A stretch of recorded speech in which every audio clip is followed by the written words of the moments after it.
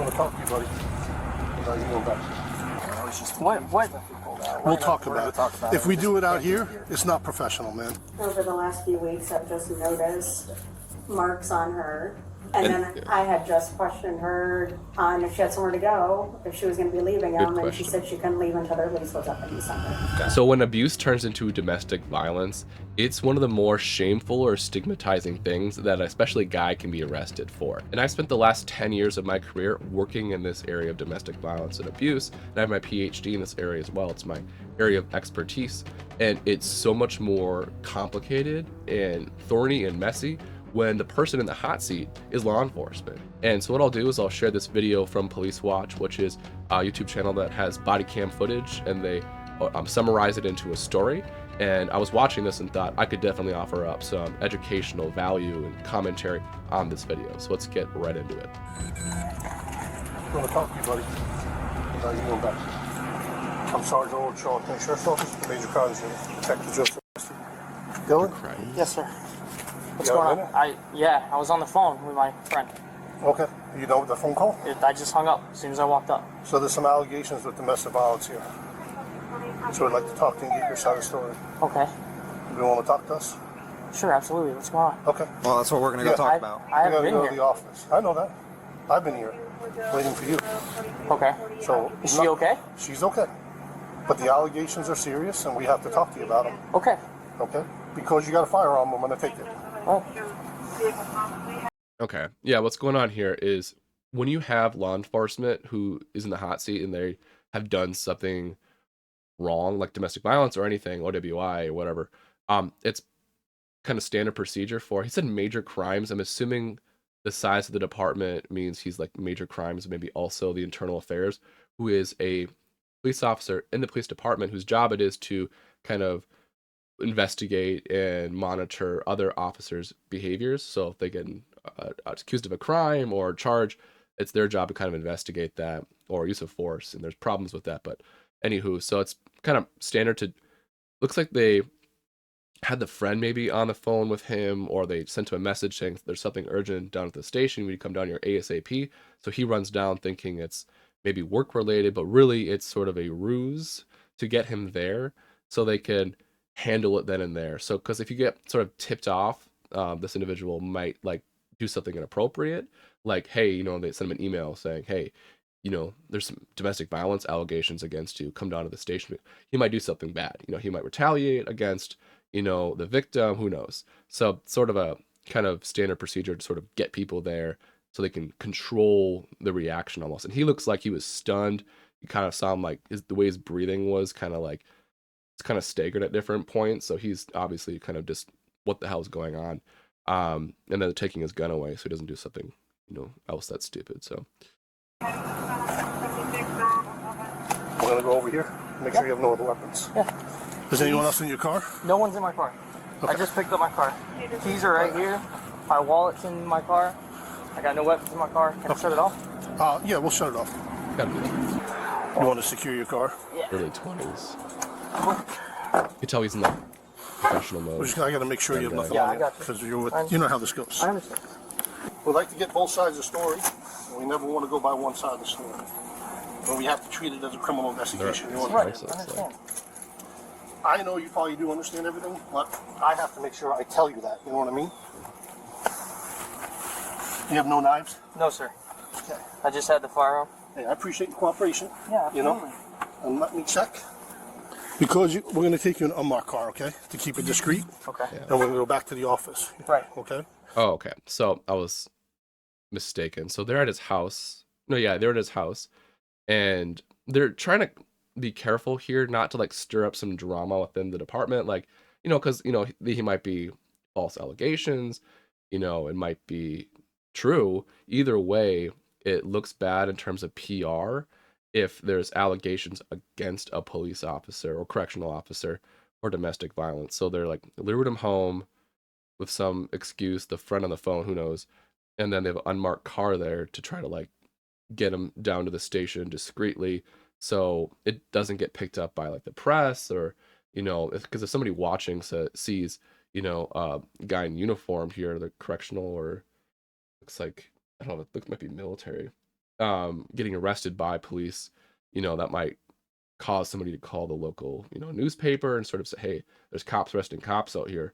I don't know what's going on, because that's obviously a story worth reporting on. So Cooperation goes a long way with me. Absolutely. So is the truth. I'm a truth seeker. Yeah, So I absolutely. believe you just as much. Detective Resty is going to double check you because you're a law enforcement officer, Go ahead. Go back to the car. Oh, okay. if you're good with that. Yeah, absolutely. Okay. Oh my. Just What? We'll talk about it. talk about If it. we do it out here, it's not professional, man. I mean, I understand that. Yeah. I was in class all day. I don't even understand what's I going I on. know you've about been. that. I know. That seems- That's why we're going to give you the opportunity, brother. You know what I mean? Right. We're not here to You'd hurt you. handle it differently if it was a Yeah. correctional Yeah. officer, which is policy Oh, yeah. probably. My but car's not right. fair. Toyota? Yeah. Doing it out in public versus going back to the office discreetly. You want to sit in the back? Yep. Prior to taking the sworn statement, I'm going to place you under oath. The day before. I don't think we need to do that at this point. We're going to deviate just a little bit because I don't want to put you under oath right at this point because of what's going on. But what we're here for is, Okay. Why is he not putting under oath? I'm confused why he's deviating from procedures, probably because it's an internal domestic violence situation from another sheriff's county employee. That's tilting my head at that. an allegation that you're being physically abused by a partner of yours that you're currently residing with, and that member is a member of the Charlotte County Sheriff's Office. That's why we're here. That we just saw. Okay, so it's my understanding that a current injury brought some suspicion by other members that were concerned for your safety, and that's why She it's now in our hands, and we're here talking to you about it. So we're just doing some fact finding at the moment. I heard you went to the hospital Monday. Was it Monday? Yes. Okay.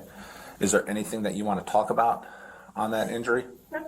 Okay, so you got nothing to say about it whatsoever? Is there anything that you feel the sheriff's office should be involved in? No.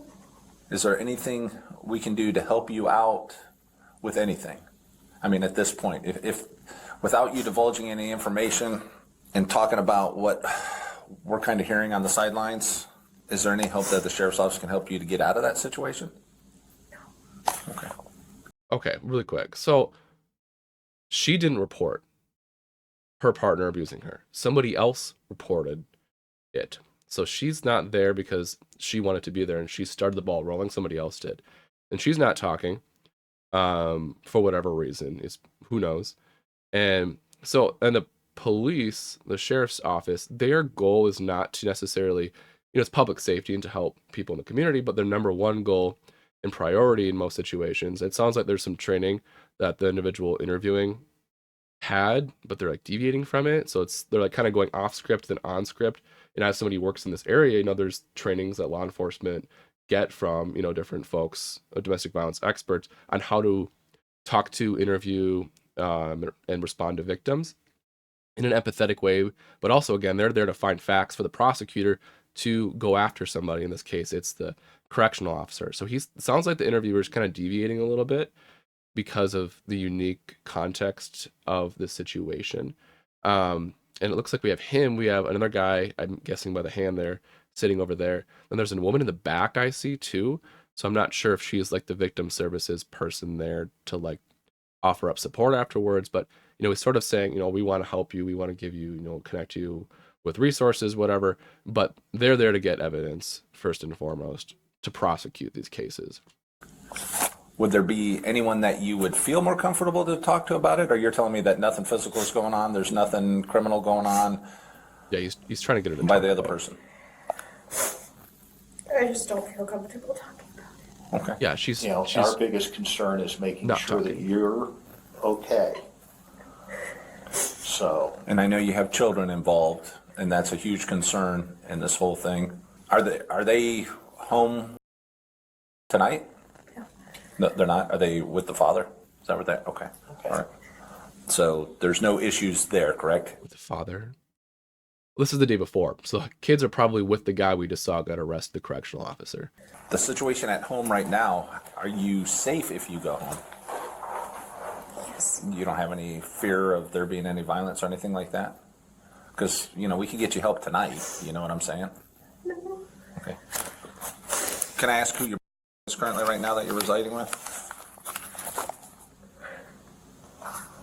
Okay, I got a few things here. So the questions he's asking is a lethality assessment. So there's different scales and instruments that cops use. They ask 1 to 10 or 20 questions, and they'll rank it on a 1 to 5 scale or say yes or no. And they're trying to calculate a percentage chance or risk, low, medium, or high risk, that things might turn lethal and that he might be very violent against her or, do something stupid. So I'm noticing some really good things that they're doing and some not so good things. Like if you have a victim here who's not here because she wants to be here because there's allegations, then you got a panel of people. A good thing one person's asking questions, not multiple. That's not best practice. But think of how intimidating that must feel for her to be there, sort of being. They're trying to get her to talk, so she should, if she doesn't want to talk, have an attorney with her. So I'm raising my eyebrows at Do I have to answer the that? methods here. But I'm not yeah, putting you she under doesn't want oath to talk. right now. Just shut up. So, I've heard that he's an employee. I've heard he's an employee in corrections. He knows. Right? Dylan, is that who I'm? Still. And there's nothing you want to discuss with us in this atmosphere right now? She doesn't want to talk. Okay. Stop. Do you swear or affirm that the statement you're about to give will be the truth, the whole truth, and nothing but the truth? Okay, really quick before we go to. So the lady in the back, that's her. She was not. Looks like she's not a victim services, or maybe she is an advocate.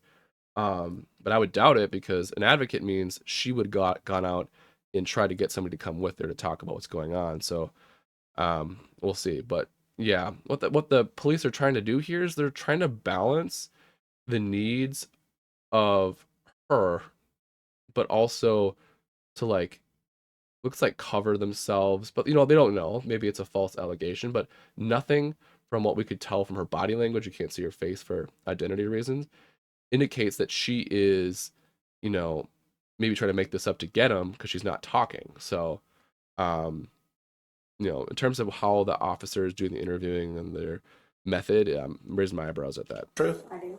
Okay. All right. So the reason of this incident is dealing with an employee of the sheriff's office who is subordinate to you, Rebecca.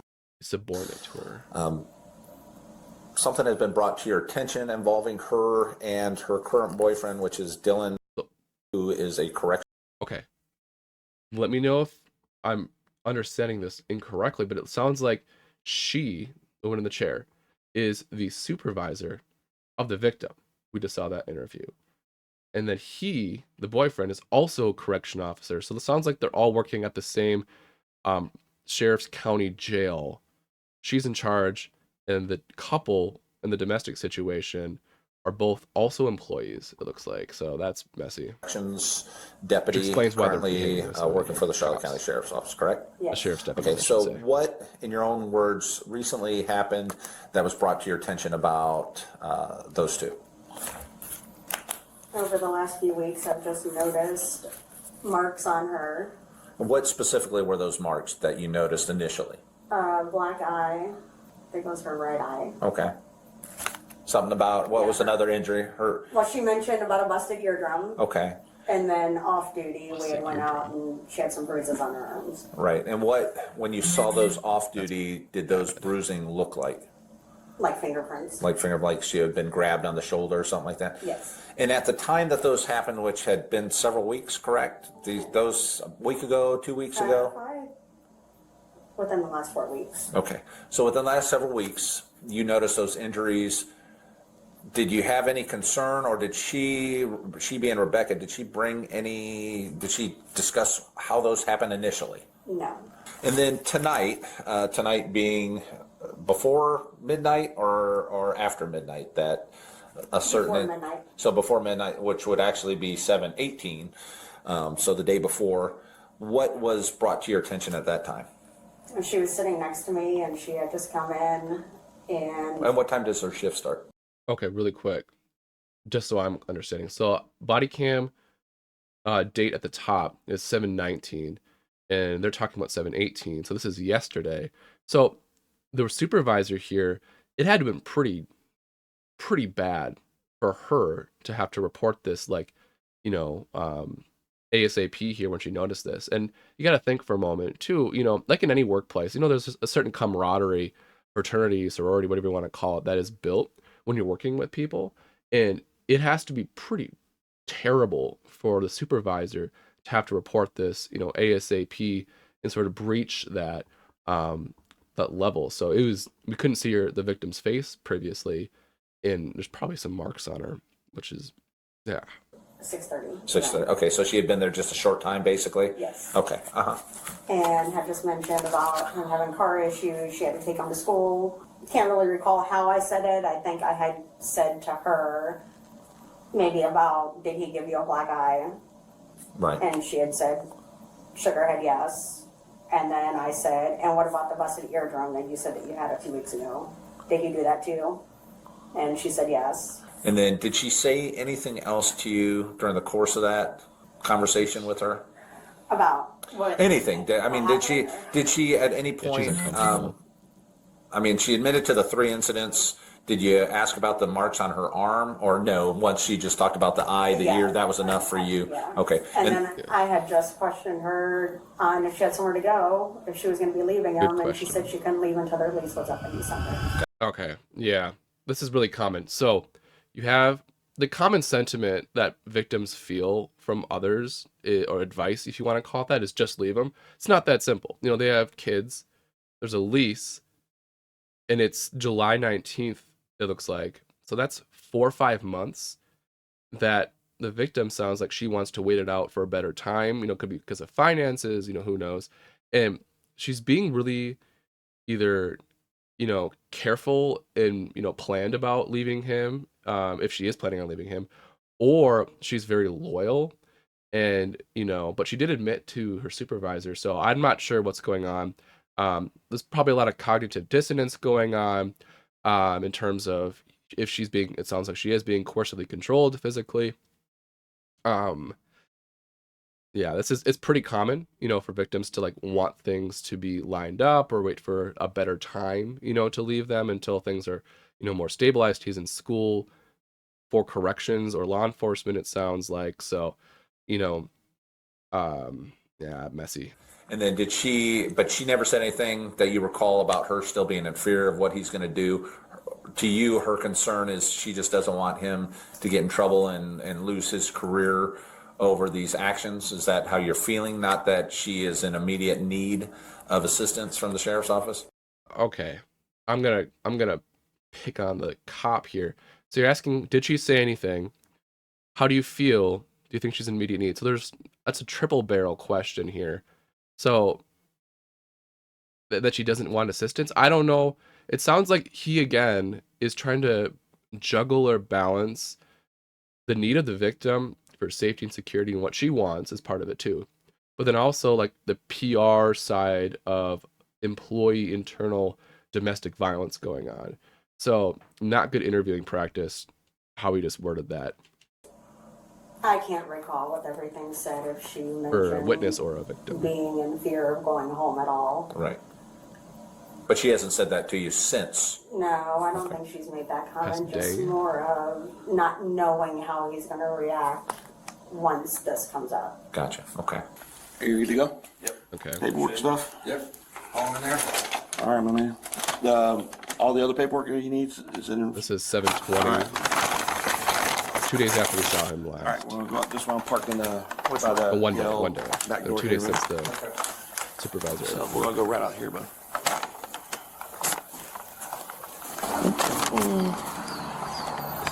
I'm too wide for that. Awkwardness. Come over here and put your butt in first, then scooch in. You got it? I'll figure it out. All right, man.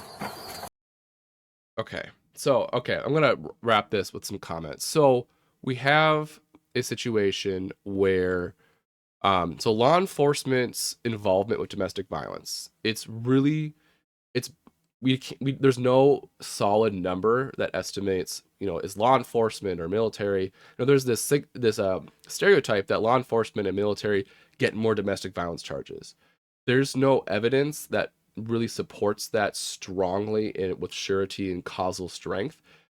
So a meta-analysis that I'm familiar with, it's like 4% to like 40%. So different studies estimated that 4% of law enforcement are involved with physical domestic violence. And then there's another study that says 40% of them are. And then there's everything in between. So, and there's problems with the studies that I'm familiar with that try to nail down a number. So we don't really know. There's no federal means to track whether or not it's higher or lower than everybody else, the general population. So number one there. Again, 42% of victims don't report their domestic. So what does that mean? It means that victims are more likely to report a domestic violence incident. And there's different ways that they go about responding to it. Sometimes people don't report it to the police. They just go to a shelter, or they just suddenly, take up their roots and move across the country. Otherwise, going into shelters or telling friends and family. So there's different things victims do than just report it to police. And then another thing that's, I want to point out too is, again, the supervisor reporting that, she probably had to do that because of their policy, but it does take it out of the hands of the victim, which is meant to protect her, absolutely, and I totally understand the rationale there, but that does introduce some kind of complexity that you kind of heard the interviewer kind of referring to. So I think it's like about 20% of, domestic violence situations, that violence, that abuse, that coercive of control bleeds over into the workplace, where like coworkers will sort of see, the person like calling the office and, saying weird stuff about their partner, or, there'll be fights at the, workplace for domestic violence. So it's not uncommon for, domestic violence to come into the workplace and it get brought up there. And I'll put a link to all those numbers I just referenced too, that I'm familiar with.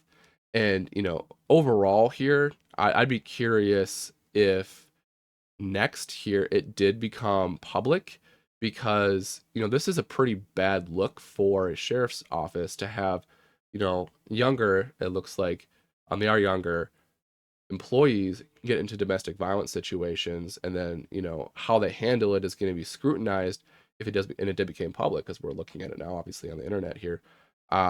So I don't love I'm kind of playing, Monday morning quarterback here, and being nitpicky about things, but I don't love the balance that I was sort of getting, the vibe off of the law enforcement here, with trying to balance, like, a little bit of PR, a little bit, what does the victim really want? Is it just, false allegations? And then, what does she need, in this moment here? So there's better practices out there for how you respond to these situations. Maybe I'll cover those in a future video.